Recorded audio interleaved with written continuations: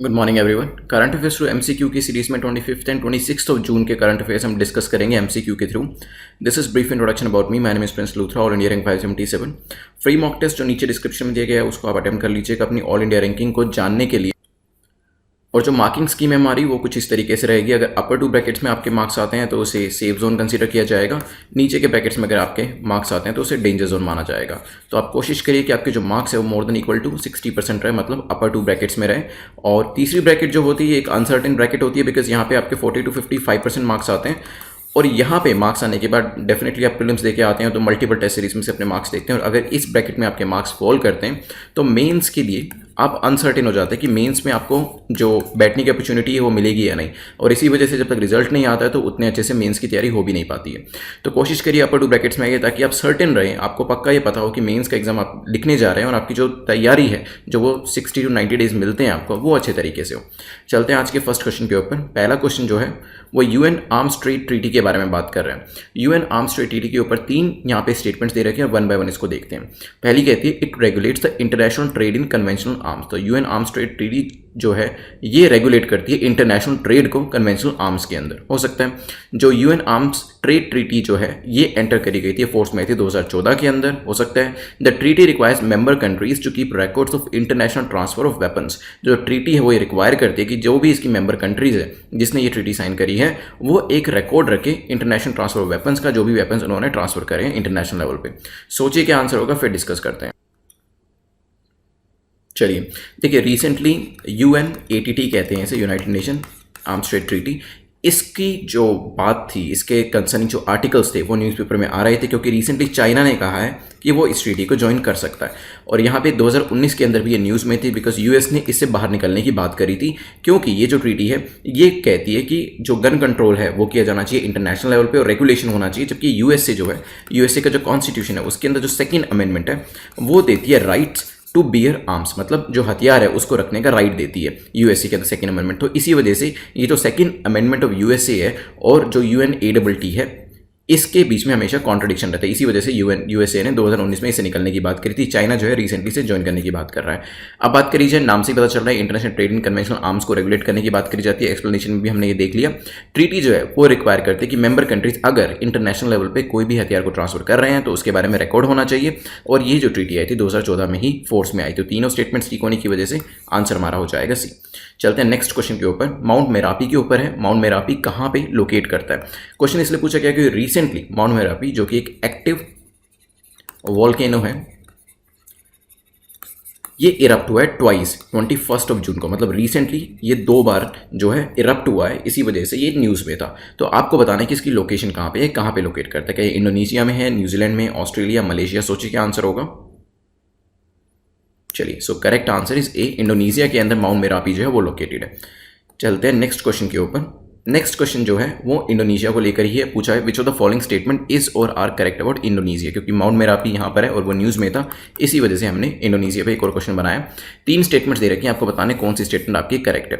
पहली कहती है Indonesia is located on Pacific ring of fire. Indonesia जो है कंट्री ये कहाँ पे लोकेट करती है? पैसिफिक रिंग ऑफ फायर पे लोकेट करती है। हो सकता है the ring of fire also refer to as the circum Indonesian belt. Ring of fire को सर्कम इंडोनेशियन बेल्ट भी कहा जाता है, ये भी हो सकता है। The length is approximately 50,000 kilometres. तो ये जो रिंग ऑफ फायर है इसकी जो लेंथ है वो 50,000 किलोमीटर के आसपास है। सोचिए क्या आंसर होगा, फिर डिस्कस करते हैं। चलिए, तो इंडोनेशिया जो है वो पैसिफिक रिंग ऑफ फायर के ऊपर लोकेट करता है। इसी वजह से जो अर्थक्वेक्स हैं यहाँ पे आते रहते हैं और जो इरप्शंस हैं वो भी यहाँ पर होती रहती हैं। ठीक है, तो यहाँ पे पहली स्टेटमेंट तो आपकी हो जाती है करेक्ट। अब बात करते हैं रिंग ऑफ फायर को कहा क्या जाता है। देखिए एक और नाम है जिससे इसको जाना जाता है, that is circum Pacific belt. तो रिंग ऑफ फायर को सर्कम पैसिफिक बेल्ट के तौर पर भी जाना जाता है। इसी वजह से सेकंड स्टेटमेंट हमारी गलत हो जाती है। It's not circum Indonesian belt, it is circum Pacific belt. और यहाँ पे जो लेंथ है इसकी वो है 40,000 किलोमीटर्स। ध्यान रखिएगा, थर्ड स्टेटमेंट भी आपकी जो इनकरेक्ट हो जाती है। आंसर आपका हो जाएगा यहाँ पर ए। एक बार लोकेशन देख लेते हैं ये रिंग ऑफ फायर की। तो ये आप देख रहे हैं जो हाईलाइटेड पोर्शन है पूरा, this is the ring of fire. चलते हैं नेक्स्ट क्वेश्चन के ऊपर which is question number 4। Next question पे चलते हैं, which is question number 4। Question number 4 बात करता है जेम की। GeM a special purpose vehicle comes under, आपको पता है जेम जो है एक स्पेशल पर्पस व्हीकल है, इसकी फुल फॉर्म नहीं बताऊंगा अभी, अदरवाइज क्वेश्चन का आंसर करना ईजी हो जाएगा आपके लिए। क्या ये मिनिस्ट्री ऑफ फाइनेंस के अंडर आता है, मिनिस्ट्री ऑफ कॉमर्स के अंडर आता है, मिनिस्ट्री ऑफ एग्रीकल्चर, या फिर नन ऑफ द अबव? सोचिए क्या आंसर होगा, फिर पूरी न्यूज़ को देखेंगे, इसके बैकग्राउंड को भी देखेंगे। चलिए, तो GeM stands for government e market. तो आपको पता है कि जेम से जो गवर्नमेंट है उसने मैंडेटरी कर दिया कि एटलीस्ट गवर्नमेंट ऑर्गेनाइजेशंस जो है वो तो इसी स्पेशल पर्पस व्हीकल जेम के थ्रू जो भी एक्विजिशन करनी है वो किया करेगी। अगर कोई भी प्रोडक्ट जो होता है गवर्नमेंट के अंदर वो परचेज करना होता है या फिर ऑन कॉन्ट्रैक्ट बेसिस देना होता है, तो उसके अंदर गवर्नमेंट ई मार्केट प्लेस का यूज़ किया जाता है। इट्स मोर लाइक जैसे आप लोग अमेजोन यूज़ करते हैं, गवर्नमेंट के अंदर जेम यूज़ किया जाता है। So it's an Amazon for the government. ठीक है, तो जेम जो है एक स्पेशल पर्पस व्हीकल है जो कि मिनिस्ट्री ऑफ कॉमर्स के अंदर आता है। अभी रिसेंटली हुआ क्या है, बेसिकली क्योंकि हम मेक इन इंडिया पे जोर दे रहे हैं और आपने देखा होगा कि आत्मनिर्भर भारत के बारे में भी बात चल रही है और चाइनीज़ प्रोडक्ट जो है उनका यहाँ पे बाइकआउट किया जा रहा है, तो जेम के अंदर एक पर्टिकुलर फील्ड को ऐड किया गया। मतलब अभी जो भी प्रोडक्ट्स वहाँ पे होंगे, लिस्टेड होंगे, उसके अंदर कंट्री ऑफ ओरिजिन जो है कि वो जो प्रोडक्ट है उसका कंट्री ऑफ ओरिजिन क्या क्या, वो मेड इन इंडिया है, मेड इन चाइना है या मेड इन यूएसए, तो वो जो है वो बताना ज़रूरी हो जाएगा ताकि जो आत्मनिर्भर भारत इनिशिएटिव है या फिर मेक इन इंडिया इनिशिएटिव है उसको सक्सेसफुल बनाया जा सके। तो यहाँ पे हमारा जो आंसर होगा वो होगा बी। चलते हैं नेक्स्ट क्वेश्चन के ऊपर, विच is question number 5। Which of the following state has launched मुख्यमंत्री श्रमिक दैट इज शहरी रोजगार मंजूरी फॉर कामगार योजना? तो मुख्यमंत्री श्रमिक योजना जो है वो किस स्टेट ने अभी रिसेंटली स्टार्ट की है? शहरी रोजगार मंजूरी फॉर कामगार के बारे में बात करी जा रही है, बट ये इनिशिएटिव किस स्टेट का ये आपको बताना है। सोचिए क्या आंसर होगा, फिर डिस्कस करते हैं। चलिए, बेसिकली कोरोना वायरस की वजह से आपको पता है अनएम्प्लॉयमेंट जो है वो उसमें थोड़ा सा राइज देखा गया है और इसी वजह से वेरियस स्टेट गवर्नमेंट्स जो है अपने अपने इनिशिएटिव लेके आ रही है। ये जो पर्टिकुलर इनिशिएटिव है ये झारखंड गवर्नमेंट का है। झारखंड जो है मनरेगा जो आपका स्कीम है, MNREGA is an act MGNREGS। सो ये जो पर्टिकुलर स्कीम है इसके बेसिस पर ही, इसको ही बेस बना के ये एक नई स्कीम को लॉन्च किया गया विच इज़ कॉल्ड मुख्यमंत्री श्रमिक योजना। और इसके अंदर जो है 100 डेज एम्प्लॉयमेंट जो है वो दिया जाएगा किसको? अर्बन स्किल्ड एम्प्लॉयमेंट यहाँ पर दी जाएगी। ठीक है, सो किसके ऊपर बेस्ड है? मनरेगा के ऊपर बेस्ड है। अर्बन स्किल एम्प्लॉयमेंट दी जाएगी 100 दिनों के लिए, क्योंकि कोरोना वायरस की वजह से अनएम्प्लॉयमेंट जो है उसमें राइज देखा गया। लेके कौन आया? झारखंड लेके आया। चलते हैं नेक्स्ट क्वेश्चन के ऊपर, which is question number 6। Question number 6 बात करता है again which of the following statements is और आर करेक्ट अबाउट मुख्यमंत्री श्रमिक योजना? 3 स्टेटमेंट्स दे रखी है, इसके बारे में हम डिस्कस करेंगे। पहली स्टेटमेंट कहती है the objective is to enhance livelihood security for urban poor. तो इसके अंदर लाइवलीहुड सिक्योरिटी हम किसको दे रहे हैं? अर्बन पुअर को दे रहे हैं, हो सकता है।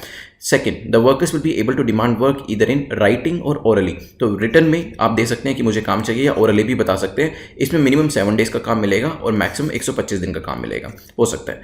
If a worker has a child of 5 years or less than a female worker will need to be employed and paid the minimum wages. तो इसके अंदर फीमेल वर्कर को यहाँ पे अगर 5 साल या उससे छोटा बच्चा है तो उस केस के अंदर उनको एम्प्लॉयमेंट देने का प्रावधान भी है। सोचिए क्या आंसर होगा, फिर डिस्कस करते हैं। चलिए देखिए, सेकंड स्टेटमेंट से आपको पता चलेगा कि आप कितने ध्यान से वीडियो को देख रहे हैं, क्योंकि अभी पिछले ही क्वेश्चन के अंदर हमने देखा था कि इसके अंदर 100 डेज का वर्क दिया जाएगा, तो 125 तो वैसे ही गलत हो गया, राइट। तो अगर आपको ये पिछले क्वेश्चन की वजह से आप सेकंड स्टेटमेंट को एलिमिनेट कर पाए, इट मीन्स आप जो है पूरे फोकस के साथ वीडियो को देख रहे हैं, एंड अगर नहीं कर पाए देन यू हैव टू पे मोर अटेंशन। तो यहाँ पे जो है मिनिमम 7 डेज का काम दिया जाएगा और मैक्सिमम 100 डेज का काम दिया जाएगा, और ये राइटिंग और ओरली दोनों मांगा जा सकता है। सेकंड स्टेटमेंट गलत हो जाती है क्योंकि यहाँ पे 125 लिखा हुआ है। थर्ड स्टेटमेंट को देखते हैं, 5 years लेस का अगर बच्चा है तो उस केस के अंदर वीमेन का एम्प्लॉयमेंट जो है वो मिनिमम बेसिक वेजेस जो होंगे वो तो दिए ही जाएंगे, साथ में ही मेडिकल फैसिलिटी भी दी जाएगी, और साथ में ही इसके अलावा सोशल सिक्योरिटी जो है वो भी प्रोवाइड की जाएगी। तो बेसिक अमेनिटीज़ जो है वो इसके अंदर दी जा रही है। थर्ड स्टेटमेंट आपकी ठीक हो जाती है। ऑब्जेक्टिव क्या है? पीछे हम पढ़ चुके हैं, लाइवलीहुड देना किसको? अर्बन पुअर को। स्किल्ड जो अर्बन क्लास है वहाँ पे उनके लिए एम्प्लॉयमेंट जनरेट करी जाएगी। आंसर हमारा हो जाएगा बी, क्योंकि सेकंड स्टेटमेंट हमारी गलत है। चलते हैं next question, which is question number 7। Question number 7 जो है पूछ रहा है फ्रीडम फाइटर के ऊपर क्वेश्चन है। क्वेश्चन बात करता है वरियम कुन्नत कुंजामिद हाजी के बारे में, और पूछा गया कि ये किससे एसोसिएटेड थे, मतलब कौन सा ऐसा अपराइजिंग या रिबेलियन था उससे एसोसिएट करते थे। और फिर हम इसकी न्यूज़ भी देखेंगे, और यहाँ पे पहले ऑप्शन देख लीजिए, क्या ये चौरा अपराइजिंग से रिलेट करते हैं, मोपला अपराइजिंग से, कुका रिबेलियन से, या कोली रिबेलियन से। सोचिए क्या आंसर होगा, फिर डिस्कस करते हैं। चलिए देखिए, 2021 के अंदर 100 ईयर्स हो रहे हैं किसके, मोपला या फिर मालाबार अपराइजिंग के। ठीक है, तो यहाँ पे 1921 में ये हुआ था और अब उसके 100 साल हो जाएंगे। ठीक है, जो भी इस तरीके के इवेंट्स होते हैं जिसमें 25 साल हो रहे हैं, 50 साल हो रहे हैं, 100 साल हो रहे हैं, 200 साल, 500 साल हो रहे हैं, तो वहाँ पर वो जो चीज़ें इंपॉर्टेंट हो जाती है उस पर्टिकुलर ईयर के लिए, क्योंकि यूपीएससी पूछ सकता है उसके ऊपर क्वेश्चन। तो यहाँ पे क्योंकि 100 साल हो रहे हैं मोपला अपराइजिंग को, इनके जो लीडर थे यहाँ पर फ्रीडम फाइटर, उनका नाम दिया गया है वरियम कुन्नत कुंजामीद हाजी। ये जो थे एक एफ्लुएंट फैमिली में, एफ्लुएंट मुस्लिम फैमिली में इनका जन्म हुआ था 1870 के अंदर। ठीक है, और इन्होंने जो मोपला रिबेलियन था उसके अंदर पार्टिसिपेट किया था। यहाँ पे हमारा आंसर बी हो जाएगा। चलते हैं नेक्स्ट क्वेश्चन के ऊपर, which is question number 8। Question number 8 जो बात कर रहा है वो मोपला रिबेलियन ऑफ 1921 के बारे में है। तो इसके 100 साल हो गए हैं, इसलिए क्वेश्चन जो है वो इंपॉर्टेंट हो जाता है। इसके ऊपर स्टेटमेंट दे रखे, उसमें हमें बताना है कि कौन सी स्टेटमेंट करेक्ट है। पहली कहती है it is also known as Malabar rebellion, इसे मालाबार रिबेलियन के नाम से भी जाना जाता है। The Moplah tenants agitated against Muslim landlords, तो इसमें मोपला टेनेंट्स जो थे उन्होंने मुस्लिम लैंडलॉर्ड्स के अगेंस्ट में एजिटेशन जो था वो किया था। The British government responded with much aggression bringing in Punjab regiments to suppress it and imposing martial law. तो ब्रिटिश जो गवर्नमेंट थी उसने इस पूरे रिबेलियन को सप्रेस करने के लिए पंजाब रेजिमेंट को यूज किया था और मार्शल लॉ भी लगा दिया था। हो सकता है, सोचिए क्या आंसर होगा, फिर डिस्कस करते हैं। चलिए देखिए, मोपला जो है ये जाना जाता है मुस्लिम टेनेंट्स कम हिंदू लैंडलॉर्ड्स के अगेंस्ट में पूरे एजिटेशन के लिए। तो सेकंड स्टेटमेंट तो वैसे ही गलत हो जाती है। इसके अंदर जो रेजिमेंट यूज करी गई थी वो थी गोरखा रेजिमेंट, इस पूरे के पूरे रिबेलियन को सप्रेस करने के लिए। तो तीसरी स्टेटमेंट भी गलत हो जाती है, बट यस मोपला को मालाबार रिबेलियन भी कहते हैं। तो पहली स्टेटमेंट जो है वो आपकी करेक्ट है, आंसर आपका हो जाएगा ए। चलते हैं 9th क्वेश्चन के ऊपर। क्वेश्चन नंबर 9 बात करता है हाइसिंथ मैकाओ के बारे में। पूछा गया कि हाइसिंथ मैकाओ के बारे में कौन सी स्टेटमेंट करेक्ट है। ये पर्टिकुलर स्पीसीज है, इसके बारे में 3 स्टेटमेंट्स दे रखी हैं। पहली कहती है it's a parrot native to central India, ये एक पैरट है जो कि सेंट्रल इंडिया में मिलता है। With a length of about 1 metre, it is longer than any other species of parrot. तो इसकी जो लेंथ होती है वो 1 मीटर की है और ये बाकी के जो पैरट्स होते हैं उनसे बड़ा है। It is the largest Macau and the largest flying parrot species. तो ये लार्जेस्ट मैकाओ इसे माना जाता है और लार्जेस्ट फ्लाइंग पैरट स्पीसीज भी इसको माना जाता है। सोचिए क्या आंसर होगा, फिर डिस्कस करते हैं। चलिए, रिसेंटली न्यूज़ में इस वजह से थे डायरेक्टोरेट ऑफ रेवेन्यू इंटेलिजेंस ने देखा और ऐसे काफ़ी सारे ग्रुप्स को बस्ट किया, क्योंकि इन पैरट्स की, इन मैकाओ की जो स्मगलिंग थी वो बांग्लादेश से हो रही थी। आपको पता है कुछ एक एग्जॉटिक स्पीसीज होते हैं, उनकी स्मगलिंग जो है वो होती रहती है और डीआरआई जो है उसको कर्टेल करने की कोशिश करती है, क्योंकि इसकी स्मगलिंग हो रही थी इस एग्जॉटिक मैकाओ की बांग्लादेश से। इस वजह से ये जो था न्यूज़ में था और अभी रिसेंटली इसका जो पूरा वो था आप कह सकते हैं सिंडिकेट था, उसको बस्ट किया गया है। ये पैरट है, yes it's a parrot, but it is native to central and eastern South America, not central India. तो पहली स्टेटमेंट गलत हो जाती है। लेंथ की बात करी जाए तो यस 1 मीटर लेंथ होती है, बाकी पैरट से काफ़ी बड़ा है ये और साथ में ही लार्जेस्ट फ्लाइंग पैरट भी है। तो प्रॉब्ली इसी वजह से इसे एग्जॉटिक माना जाता है और लोग इसकी स्मगलिंग करते हैं। तो हमारा आंसर जो होगा वो होगा ए। सेकंड और थर्ड स्टेटमेंट हमारी करेक्ट है। आज के लास्ट क्वेश्चन पे चलते हैं। Last question is about wild life crime control bureau, WCCB। इसके ऊपर 3 स्टेटमेंट्स दे रखे हैं और आपको बताना है कौन सी स्टेटमेंट आपकी करेक्ट है। पहली कहती है it is statutory multi disciplinary body, एक स्टैट्यूटरी बॉडी है और मल्टी डिसिप्लिनरी बॉडी है, हो सकता है। It is establish by government of India under ministry of environment forest and climate change. तो इसकी मिनिस्ट्री का नाम दिया गया है कि ये ministry of environment forest and climate change के अंडर आती है और ये कॉम्बैट करती है किसको, wild life crime in the country को, हो सकता है। सोचिए क्या आंसर होगा। चलिए, तो स्टैट्यूटरी बॉडी है, यस कॉन्स्टिट्यूशन बॉडी नहीं है, तो पहली स्टेटमेंट आपकी करेक्ट हो जाती है और नाम से ही पता चल रहा है, आप यहाँ पे गेस वर्क कर सकते हैं कि ministry of environment forest and climate change के अंदर ही आती होगी ये। तो सेकंड स्टेटमेंट भी करेक्ट है और हमने यहाँ पे देखा ये क्राइम कंट्रोल इसके नाम में ही दिया गया है, तो यहाँ पे डेफिनेटली, और यहाँ पे वाइल्ड लाइफ भी दिया है, वाइल्ड लाइफ का जो क्राइम होते हैं उससे रिलेटेड क्राइम उसको कंट्रोल करने के लिए ब्यूरो है। तो तीसरी स्टेटमेंट कॉमन सेंसिकल बन जाती है। तीनों स्टेटमेंट ठीक है। हेडक्वार्टर की बात करें तो इसका जो हेडक्वार्टर है वो न्यू दिल्ली में है, ये भी पूछा जा सकता है, ध्यान रखिएगा। 10 क्वेश्चन कंप्लीट होते हैं। अब हम विदिन 2 मिनट्स में इस पूरे लेक्चर को रिवाइज करेंगे, इसको बिल्कुल मिस नहीं करना है because this is going to be a first revision. इसके बाद जो मल्टीपल रिवीजन है, जो मैंने आपको अपने लेक्चर्स में बताई थी कि किस तरीके से आपको मल्टीपल रिवीजन्स करनी है, कितने कितने दिन के बाद करनी है, उस पूरे रेजिमेंट को जरूर फॉलो करिएगा, अदरवाइज चीज़ों को एग्जाम आते आते आप भूल जाएंगे। चलते हैं रिवीजन की तरफ। चलिए, तो सबसे पहले हमने देखा था यूएन आर्म्स ट्रेड ट्रीटी के बारे में। It regulates the international trade in conventional arms.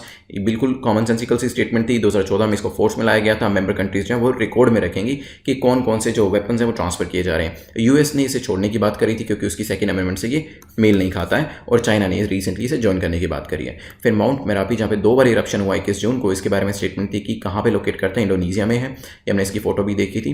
Then हमने इस इंडोनेशिया के बारे में देखा था, पैसिफिक रिंग ऑफ फायर पे लोकेट करता है, यहाँ पे पे जो इसकी बाउंड्री है 40,000 किलोमीटर है और इसे सरकम पैसिफिक बेल्ट भी कहा जाता है, क्योंकि यहाँ पे आप देख रहे हैं पैसिफिक वाला रीजन जो है वो भी कवर हो रहा है। फिर हमने देखा था कि जेम जो है, जिसे गवर्नमेंट ई मार्केट प्लेस भी कहते हैं, which is the Amazon of the government, ये जो है मिनिस्ट्री ऑफ कॉमर्स के अंदर आता है और अभी मेक इन इंडिया और आत्मनिर्भर भारत को सक्सेसफुल बनाने के लिए इसमें कंट्री ऑफ ओरिजिन भी जो होगा वो मेंशन किया जाएगा।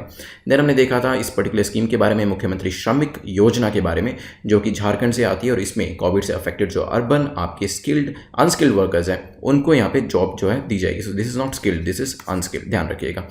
देन नेक्स्ट हमने देखा था क्वेश्चन नंबर 6 के बारे में, इसी से रिलेटेड था। यहाँ पे लाइवलीहुड सिक्योरिटी की बात हो रही थी और इसमें जो नंबर ऑफ डेज थे वो 7 to 100 डेज तक की एम्प्लॉयमेंट जो वो दी जाएगी और यहाँ पे जो वर्कर्स हैं जिनका 5 या उससे छोटा बच्चा है वहाँ पे मेडिकल फैसिलिटीज़ हैं वो भी प्रोवाइड करने की बात करी गई थी। फिर हमने एक फ्रीडम फाइटर के बारे में डिस्कस किया था जिसका नाम है वरीमुकुनत कुंज हमीद हाजी, जो कि किससे रिलेट करते थे, मोपला अपराइजिंग से रिलेट करते थे। मोपला के 100 साल होने वाले हैं, इसी वजह से न्यूज़ में थी और इसी तरीके की चीज़ें यूपीएससी पूछ भी लेता है।